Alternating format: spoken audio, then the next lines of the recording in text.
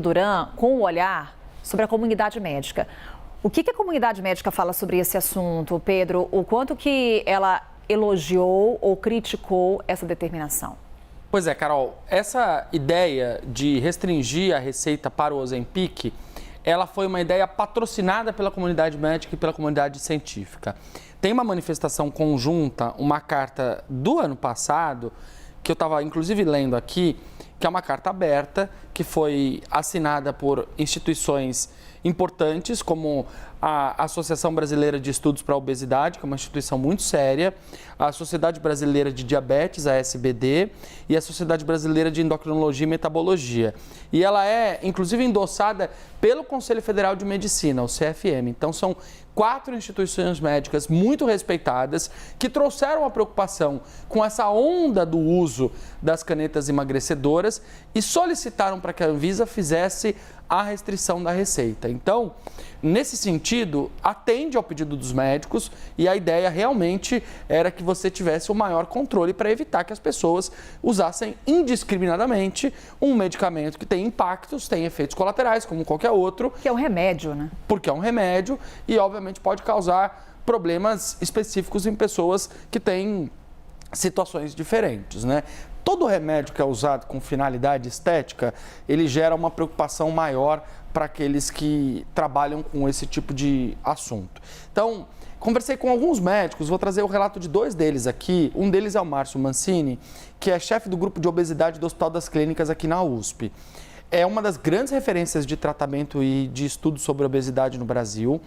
E muito embora essa medida ela pareça, num primeiro momento, ser uma medida que restringe o uso e que facilita o controle sobre a forma como esse remédio está circulando pelo país, o Márcio Mancini traz um outro ponto de vista, uma preocupação com os pacientes que têm diabetes, que é a doença para a qual esse remédio foi pesquisado e fabricado originalmente e que vão ter mais dificuldade no acesso a esse remédio porque vão precisar voltar na consulta médica toda vez que tiverem que pegar uma nova receita. Isso, obviamente, dificulta a dinâmica, a logística do tratamento desses pacientes. Vamos ouvir o que ele disse.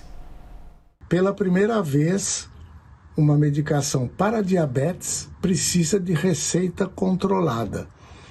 Isso não existe com outros remédios para diabetes. Por outro lado, as pessoas que utilizam essas medicações comprando por conta própria, sem receita médica, sem orientação médica, não vão mais poder fazer essa automedicação.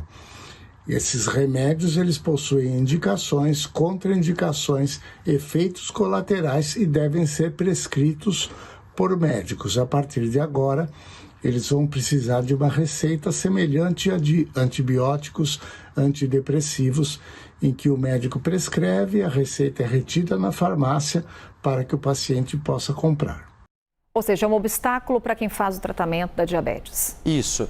E é um obstáculo que tende a ficar cada vez maior quando esse remédio for mais popularizado. Você tem programas específicos de governos estaduais, municipais, federais, discutindo a aplicação e a distribuição do Ozempic na rede pública. É o caso do Rio de Janeiro, por exemplo, foi uma promessa do Eduardo Paes na cerimônia de posse dele para a prefeitura no início desse ano. Mas tem um outro aspecto. A obesidade no Brasil ela é epidêmica. O Brasil é um país que está ficando cada vez mais obeso e ela atinge de uma forma muito preocupante crianças e adolescentes.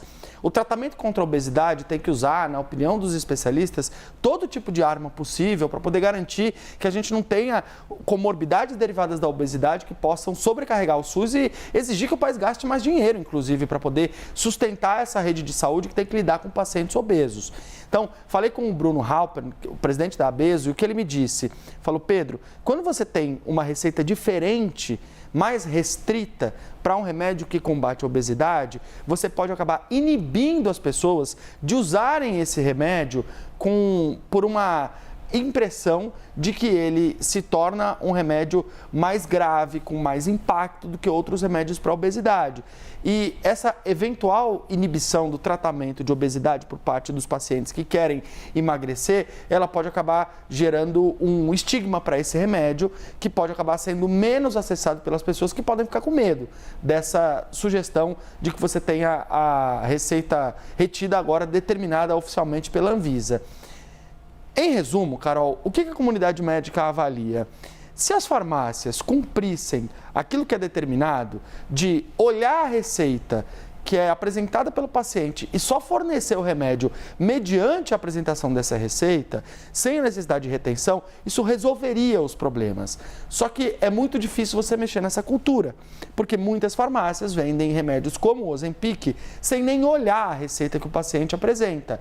E aí, obviamente, com isso, você tem um impacto direto que é as pessoas comprando esse remédio sem terem uma prescrição médica, sem terem uma análise individualizada, sem terem alguém para quem correr quando você tiver um eventual tipo de impacto de efeito colateral. Então, muito embora você tenha pontos positivos e pontos de preocupação dos médicos, em resumo, a avaliação geral dos médicos, ela é de que a Anvisa acertou ao decidir que a receita do Ozempic deve ser retida.